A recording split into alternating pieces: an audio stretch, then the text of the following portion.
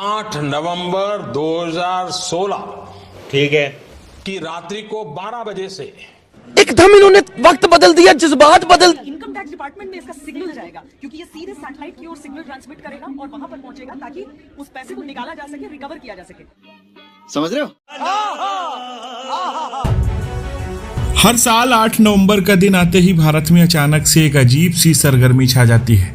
8 नवंबर का मतलब केवल एक तारीख नहीं, बल्कि वो दिन है जब भारत ने विकास की हाईवे पर एक्सप्रेसवे ट्रेन छोड़कर अचानक खोखले एटीएम की लंबी कतारों में सफर किया।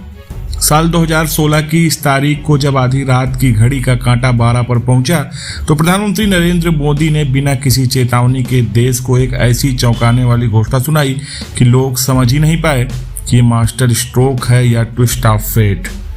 देश की भलाई के नाम पर आई नोटबंदी से 500 और 1000 रुपए के नोट अमान्य घोषित कर दिए गए। इस ऐलान ने लोगों को अचानक से धक्का दे दिया, खासकर गरीब और मध्यम वर्ग के लोग इसे जैसे आज भी नहीं भूल पाए।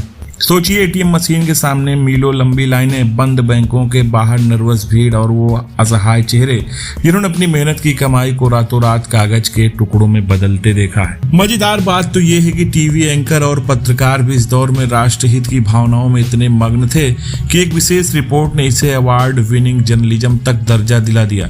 श्वेता सिंह की इन्वेस्टिगेटिव रिपोर्टिंग में उस समय की मशीनों और टेक्नोलॉजी की गूढ़ समझ ने लोगों का भरपूर मनोरंजन किया। बस उस रिपोर्ट की सच्चाई और विनोद में कोई फर्क ही नहीं रहा। सोशल मीडिया पर वीडियो आज भी वायरल होता है और लोग इसे नोटबंदी के कॉमेडी स्पेशल के नाम से देखते हैं। अब 8 साल बाद लोग उस रात को यादों में फिर से ताजा कर रहे हैं।